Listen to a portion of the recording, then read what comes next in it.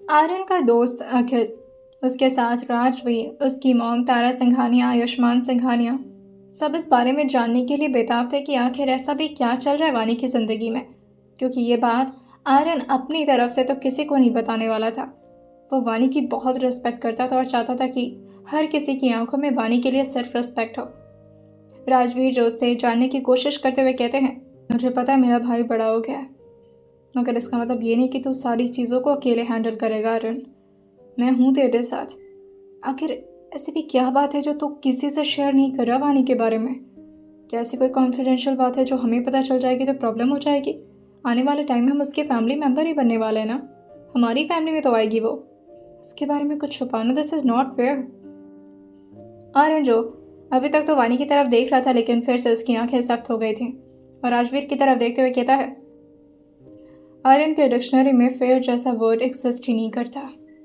मैं वही करता हूँ जो मुझे ठीक लगता है, फिर वो फेयर हो या ना हो। और आपने इतना पूछ लिया, काफ़ी है मेरे लिए। लेकिन अगर आप इस मामले की ज़्यादा डेप्थ में जाने की कोशिश करेंगे तो वो मुझे ज़्यादा परेशान करेगा। अगर वाकई मेरे लिए कुछ करना चाहते हैं तो just keep your self away from this matter. वानी मेरी रिस्पॉन्सिबिलिटी है और उसके हर प्रॉब्लम्स को सिर्फ और सिर्फ मैं ही सॉल्व करने वाला हूँ। मैं किसी और को इन सारे मामलों में इन्वॉल्व नहीं कर सकता। और आप चाहे इसे कॉन्फिडेंशियल समझे चाहे कुछ और, बट मैं नहीं कर सकता। पता था राजवीर को कि अगर आर्य ने कुछ ठान लिया है तो वो करके ही रहेगा, और अगर उसने ठान लिया है कि वो किसी को भी इस बारे में नहीं बताएगा तो इसका मतलब यही था कि आर्यन किसी को भी ये बात खुद से पता नहीं चलने देने वाला। राजवीर जो अपना सर हल्का सा उसके सामने झुकाते हुए कहते हैं, जी हुजूर, समझ गया मैं, आपको जैसा ठीक लगे। लेकिन हाँ, मेरे भाई पर अगर किसी ने खरोच भी डालने की हिम्मत की तो मैं फिर नहीं चुप रहूँगा आर्यन, बता दे रहा हूँ तुम्हें। और फिर वो उसको हक करते हुए बाहर से ही वापस चला गया था। यहाँ बॉयज़ के लिए अलग अलग रूम्स थे, लेकिन फिर भी सारे बॉयज़ ने एक साथ ग्रुप में रहने का डिसाइड किया था और लड़कियाँ अलग जगह पर रह रही थी, लेकिन वो सभी ग्रुप में। बस आरवी और चिंकी का कमरा यहाँ पर अलग था, क्योंकि ये रिजॉर्ट में कमरों की कमी नहीं थी और चिंकी आरवी को अकेले ही रहने की आदत थी। इस वक्त उसका जिमी कहीं नजर नहीं आ रहा था चिंकी को, जिससे वो इधर उधर भाग रही थी और फिर ढूंढते हुए कहती है, जिमी कहाँ चले गए तुम? ऐसा कैसे कर सकते हो मेरे साथ? हाँ, अपनी दीदू को कोई छोड़ता है क्या? इस वक्त कमरे में ओम और प्रणव भी बस रह रहे थे, बाकी के लोग यहाँ से जा चुके थे। प्रणव तो तैयार हो जाता है और वो ओम से कहता है, तुझे नहीं चलना है क्या? लेट हो जाएगा, फिर पांडे सर नाराज होंगे, और वैसे भी यहाँ से हम लोग के घर भी थोड़ी दूरी पर है, कुछ प्रोजेक्ट्स मेरे घर पर ही हैं जो मुझे ले जा करके पांडे सर को दिखाना है, चल अब जल्दी। ओम अभी बैठ करके आराम से बेड पर फोन स्क्रॉल कर रहा था और प्रणव की बात सुनते हुए कहता है, तू चल, मैं बस आता हूँ तैयार होकर। और फिर वो अपने वार्डरोब से कुछ कपड़े जो कि पहले से उसके लिए अरेंज करवा करके रखवा दिए थे आर्यन ने, उसे बाहर बेड पर रख देता है और नहाने के लिए वो बाथरूम की तरफ चला गया था। इस वक्त वो टॉवेल में था और जैसे ही वो बाहर आया था नहा करके अपने कपड़े को पहनने के लिए, वो देखता है कि उसके कपड़े की हालत जो कि बहुत ही ज़्यादा ख़राब हो चुकी है। वो जैसे अभी अपने पैंट में अपना पैर डाला था, पैंट में चला तो गया था उसका पैर, लेकिन उसे पता चलता है कि इस पैंट में तो पैरों के लिए जगह ही नहीं बनी है, बल्कि ये तो पूरा खुला खुला है। उसके पैंट का आधा हिस्सा पहले से ही कटा हुआ था, जिससे वो काफ़ी गुस्से में उस पैंट को एक तरफ फेंकता है और फिर चिल्लाते हुए कहता है, जिम्मी के बच्चे। लेकिन जब तक वो जिम्मी को बुला पाता, जिसके ठीक पीछे उसे हल्की हल्की आवाज़ सुनाई देती है और वो जैसे उसकी तरफ मुड़ा था, जिम्मी अब ओम का टॉवल पकड़ चुका था अपने दांतों से और साथ ही वो भौंके भी जा रहा था। ओम जो कि उसको काफ़ी गुस्से में बोलता है, तू हट, जल्दी हट, अगर ये टॉवल फटा ना तो मेरी इज्जत की पाई पाई हो जाएगी, और वैसे भी पता नहीं तू लड़की है लड़का, मैं ये सब नहीं कर सकता। मुझे तो पहले से ही तेरी नीयत मेरे ऊपर ठीक नहीं लगती थी, कुत्ते छोड़ दे। लेकिन जिमी को न जाने क्या चिढ़ थी ओम से, या शायद वो बहुत ज़्यादा ही मानता था ओम को, जो हमेशा उसके आसपास उसके सामानों को खाने में लगा रहता था। तभी कोई दरवाजे को खोलते हुए कहता है, जिमी तुम कहाँ हो तुम? लेकिन जैसे ही चिंकी की आंखों के सामने का नज़ारा उसने देखा था, वो जल्दी से अपने चेहरे को पीछे करते हुए कहती है, छी, कितने गंदे हो तुम, तुम्हें दरवाजा नहीं बंद करना चाहिए था, पागल कहीं के। जैसे ही ओम को चिंकी की आवाज़ सुनाई दी थी, वो जल्दी से उस टॉवल को पकड़ते हुए जैसे तैसे करके अपनी इज्जत को संभालते हुए कहता है, तुम्हें कोई तरीका नहीं है ऐसे किसी के रूम में आ जाते हैं? हाँ, तो शेमलेस कहेंगी। अरे क्या तुम्हारा कुत्ता। चिंकी कहती है वो मेरा बच्चा है। ओम वैसे ही उस जिम्मी पर बहुत ज्यादा नाराज था और उसे काफी जोर से अपने गोद में उठाते हुए कहता है ये बच्चा है तुम्हारा? हाँ, वैसे एक बात बताओ, ये कौन सा तरीका है रिप्रोडक्शन का जो तुम्हारे बच्चे कुत्ते बन रहे हैं? तभी ये सुन करके चिंकी कहती है तुम हटो, देखो मेरी तरह क्यूट है ये, मेरा जिम्मी दो मुझे। और ये बोलकर वो पीछे मुड़ गई थी और उसके हाथ से जिम्मी को छीनने लगी थी। तभी ओम उसको घूरते हुए कहता है अच्छा, क्यूट का पता नहीं मगर तुम्हारे जैसे चुड़ैलों वाले दांत मिले इसको। तुम्हें पता है मेरी जीन्स फाड़ दिया इसने। चिंकी मुंह बनाते हुए कहती है हाँ तो दूसरा ले लो ना, यहाँ पर क्या जीन्स के अकाल पड़े हुए हैं? मेरे जिम्मी का पैर छोड़ो, उसको दर्द हो रहा होगा, उसका पैर टूट गया तो। तभी ओम जो जिम्मी को उसके ऊपर ऑलमोस्ट फेंकते हुए कहता है ले जाओ अपनी अमानत, और अगर ये तुम्हारा कुत्ता मेरे आस पास भी मुझे नजर आया ना, मैं इसका क्या हाल करूंगा मैं बता नहीं सकता। तभी चिंकी उसको ऊपर से नीचे तक देखती है तो थोड़ा देर शांत रह जाती है और फिर उसके टॉवल की तरफ देखते हुए कहती है तुम अपना टॉवल संभालो पहले। हाँ, बेशरम। जैसे चिंकी बोल करके बाहर की तरफ निकलने वाली होती है तभी जोर से ओम उसको खींच दिया था और साथ ही जिम्मी को बाहर करते हुए दरवाजे को बंद करते हुए चिंकी को दरवाजे पर ही लगाते हुए कहता है सुनो। चिंकी इस एक्शन से बहुत ज़्यादा घबरा गई थी क्योंकि सब कुछ जो भी हुआ था बहुत जल्दी में हुआ था और वो अपनी आंखें बड़ी बड़ी करते हुए अपने चेहरे को पीछे करते हुए कहती है कि क्या है? देखो मैंने जिम्मी से नहीं कहा था कि वो ये सब करे, अब उसने कर दिया तो तुम मुझ पर शक मत करना। यह सुनकर ओम कहता है इसका मतलब तुमने ही भेजा था उसे मेरे कमरे में, है ना? चिंकी कहती है नहीं नहीं नहीं नहीं नहीं, ऐसा तो बिल्कुल ना सोचना, मैं तुम्हारे कमरे में क्यों भेजूंगी उसे। तभी ओम कहता है ताकि तुम्हें मेरे कमरे में आने का बहाना मिल सके, और क्यों। तभी चिंकी अपनी नाक से करते हुए कहती है इतने बुरे दिन नहीं आए हैं मेरे जो तुम्हारे कमरे में आने का बहाना ढूंढूंगी मैं, अब हटो।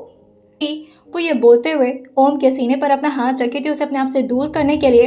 ओम बहुत ज्यादा उसके क्लोज आते हुए कहता है नहीं हटूंगा, क्या कर लोगी? तभी चिंकी कहती है तुम मुझे जानते नहीं मैं क्या कर सकती हूँ। ओम जो उसे पूछता है वही तो जानना चाहता हूँ, क्या कर सकती हो? धीरे चिंकी जो कि ओम के चेस्ट के करीब आ रही थी और फिर अपने पैरों को हल्का सा उठाती है और उसके कंधे पर अपने हाथ को रख लेती है। ओम को लगा था कि उसके साथ ये सब क्या हो रहा है, उसने इमेजिन भी नहीं किया था कि चिंकी जैसी लड़की उसके साथ फ्लर्ट कर सकती है, लेकिन फिर वो अपनी खूबसूरती पर खुश होते हुए कहता है आई अंडरस्टैंड, लड़कियां पिघल जाते। अचानक ही वो बोलते बोलते रुक गया था क्योंकि इस वक्त चिंकी के दांत जो कि उसके शोल्डर पर बहुत ही बुरी तरह से चुभ रहे थे और तभी चिंकी अपनी पूरी जोर लगा करके उसको काटते हुए धीरे से अलग होते हुए कहती है हाँ मजा आया, अब जाओ दूर। तभी वो अपने शोल्डर की तरफ देखते हुए कहता है सही कहा था तुमने, जिम्मी और चिंकी में कोई अंतर नहीं है, एक ही प्रजाति हो तुम दोनों। और ये बोलते बोलते वो काफी जोर से उस पर ऊपर चिल्लाया जा रहा था, लेकिन चिंकी तो जल्दी से बाहर की तरफ भाग गई थी और जिम्मी को उठाते हुए कहती है सॉरी जिम्मी, मेरी प्लानिंग की वजह से तुम्हें हर्ट हो गया, बट डोंट वरी, हम दोनों ने मिलकर आज उसे परेशान कर दिया। अखिल जिस जगह पर गया था वहां पर एक आदमी को चेयर पर बांध कर रखा गया था और अखिल के ही आसपास सारे बॉडीगार्ड्स थे। ये देख करके इस वक्त सामने चेयर पर बैठा आदमी जो गुस्से में कहता है ठीक नहीं कर रहे हो, पछताओगे तुम। ये सुनकर अखिल कहता है अच्छा तू मेरे सामने बैठा हुआ है, आसपास चारों तरफ तुझे मेरे बॉडीगार्ड्स ने घेर रखा है और तू ये कह रहा है कि मैं पछताऊंगा। देखते हैं वैसे कौन पछताने वाला है। वैसे जो भी कुछ तूने किया है ना, अच्छा तो नहीं किया। वीरेंद्र अखिल को नहीं जानता था और वो उससे पूछता है मैंने ऐसा क्या कर दिया है? हाँ, मैंने ऐसा कुछ नहीं किया। अखिल को इतनी तेज टोन सुनने की आदत नहीं थी सबकी, वो सिर्फ आर्यन की और कुछ लोगों की ऐसी आवाज को बर्दाश्त करता था और आकर के जोर से अपनी लात को उसके सीने पर मारता है, जिससे चेयर के साथ ही साथ वो आदमी नीचे की तरफ गिर गया था और उसके सर पर चेयर के बैकरेस्ट से थोड़ी चोट भी लग गई थी। और इस वक्त अखिल के पैर जो कि वीरेंद्र के सीने पर चढ़े हुए थे और वो जोर से उसके सीने पर एक बार और मारते हुए कहता है वनी के साथ ये सब करने से तुझे क्या मिला? पैसे? हाँ, लेकिन तुझे अपनी जान की जरा भी फिक्र नहीं हुई ना। अब जाकर वीरेंद्र को समझ में आया था कि ये सब कुछ उसके साथ हो रहा है तो वानी की वजह से, और इस बात को उसने अपने अंदर ही ठान लिया था कि अगर वो बचेगा तो अब तो वानी की ज़िंदगी और हद तक बदतर होने वाली है। तभी अखिल झुकते हुए वीरेंद्र के कॉलर पर अपने हाथों को कसते हुए कहता है, बता बता उस वीडियो क्लिप के बारे में। वनी से क्या दुश्मनी थी तुझे? अरे तू तो उसका अंकल था ना, साला कमीना। तभी वीरेंद्र जो कहता है, उसके बाप से पहले ही बोला था मैंने कि मेरे साथ बिजनेस कर लो वरना तुम्हारी जिंदगी में बहुत प्रॉब्लम्स आ सकती है। लेकिन नहीं, उसके बाप को तो ईमानदारी करनी थी और साथ ही मुझे पकड़वा दिया साले ने। उसके चक्कर में 3 साल जेल में काटे मैंने। वो तो मेरा लॉयर अच्छा मिल गया था, इस वजह से मैं आज जिंदा हूँ, वरना मुझे फांसी पर लटका देता वो। अब उसकी जिंदगी में मेरा इस तरह कलेश करना तो बनता है, और करूँ भी क्यों ना, उसकी जिंदगी बर्बाद तो होनी थी। वीरेंद्र चौधरी के साथ लिया था उसने पंगा, अब भुगतेगा नहीं तो क्या करेगा बेचारा। उसे लगता है कि उसकी अपनी बेटी ने सब कुछ किया है, लेकिन उसे तो पता भी नहीं है कि उसकी बेटी की जिंदगी में जो भी कुछ हो रहा है वो मेरी वजह से हो रहा है। उसको लगता है कि उसकी बेटी कैरेक्टरलेस है और खुद अपनी बेटी को मारने के बारे में सोचने लगा। ये बाप लोग भी बड़े, क्या बोलूं मैं, वो सी से वर्ड होता है ना, वही लगता है मुझे कभी कभी। अपनी बेटी पे भरोसा नहीं, दुनिया वालों पे ज्यादा भरोसा करता है। और देखो दुनिया वाले कितने बुरे होते हैं, जैसे कि मैं। अब अखिल को उसके कॉन्फिडेंस से और ज्यादा चिढ़ हो रही थी और अपने हाथ में एक गन लेकर के उसकी तरफ पॉइंट करते हुए कहता है, आज तुझे मार डालूंगा मैं, आज तुझे जिंदा नहीं छोड़ूंगा साले। ट्रिगर ऑन करते हुए वो वीरेंद्र की तरफ गन को पॉइंट करने वाला था, तभी वीरेंद्र जो फिर से हंसते हुए कहता है, सोच समझ के, क्योंकि यहाँ तुमने मुझे मारा और वहाँ पता चले वानी की पूरी वीडियोस जो अभी तक शायद तुमने देखी भी नहीं और इमेजिन भी नहीं किया, वो पूरी दुनिया को दिख जाए, और फिर उस लड़की का क्या होगा। मुझे तरस आ रही है वानी पर, बेचारी, उसका तो हमारी दुश्मनी से कोई लेना देना भी नहीं था, लेकिन फिर भी देखो कितनी बुरी हालत हो गई उस बच्ची की। अखिल एकदम से अपने हाथ को नीचे कर लेता और फिर कहता है, वीडियो क्लिप्स मतलब अभी और बची हुई हैं? कहाँ है वो, जल्दी बता कहाँ है। तभी वीरेंद्र कहता है, ये तो तू मुझे मार देगा तब भी नहीं बताऊंगा। हाँ लेकिन अगर तू मुझे मार दिया तो फिर मेरा बेटा क्या करेगा उस लड़की के साथ। अब जाकर के अखिल को समझ में आया था कि आर्यन क्यों नहीं पहुंचना चाह रहा था वीरेंद्र के पास, क्योंकि वीरेंद्र के पास अभी भी बहुत सारी ऐसी ठोस चीज़ें हैं जो उन लोग को कमज़ोर बना सकती हैं, और अखिल वाकई कमज़ोर पड़ गया था। वो तुरंत ही अपने सारे बॉडीगार्ड से कहता है, guns down everyone right now. वो वीडियो बाहर नहीं जानी चाहिए किसी भी हालत में, समझ में आ रहा है वीरेंद्र? वीरेंद्र जो कहता है, ये जो तुम मेरे साथ कर रही हो उसके बाद तुम मुझसे ये एक्सपेक्ट कर रहे हो कि मैं ऐसा ना करूं? ऐसा क्यों ना करूं मैं, लेकिन ठीक है, अब तुम कहते हो तो सिर्फ 1 लोगों तक ये वीडियो, तो मैं सिर्फ कुछ लोगों के ही, तो मैं इस वीडियो के बारे में सिर्फ कुछ लोगों को ही बताऊंगा।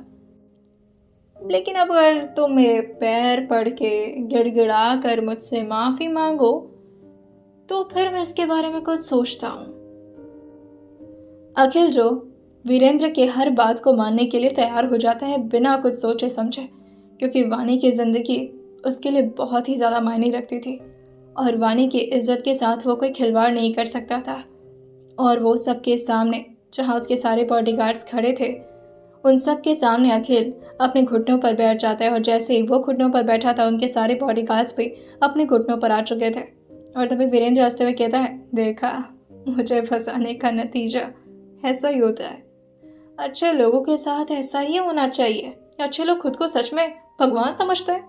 हाँ, दिमाग होना चाहिए मेरे साथ खेलने के लिए। और फिर वो अखिल को जोर से अपने पैरों से मार करके खड़ा होते हुए कहता है, आइंदा से कभी मेरे कॉलर तक पहुंचने की गलती मत करना, वरना क्या करूंगा तुम लोगों के साथ तुम सोच भी नहीं सकते। और फिर वो आराम से पूरे चौड़ के साथ बाहर निकल जाता है, और अखिल जो बस उसको जाता हुआ देखता रह गया था और कुछ नहीं कर पाया।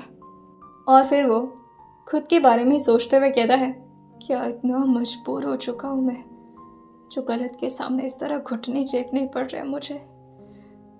मैं कैसे बचाऊंगा वानी को, कैसे इस जाहिल इंसान से। क्या वाकई वीरेंद्र को हाथ भी लगाना इतना मुश्किल था? और अब क्या होगा आगे? क्या वाकई वीरेंद्र बदला लेने के लिए वानी के साथ कुछ और छेड़खानियां करना पसंद करेगा? आइए जानते हैं इसे आने वाले एपिसोड में और सुनते रहिए विलन्स क्लेम्ड गर्लफ्रेंड सिर्फ और सिर्फ स्टोरी विद सौम्या के साथ।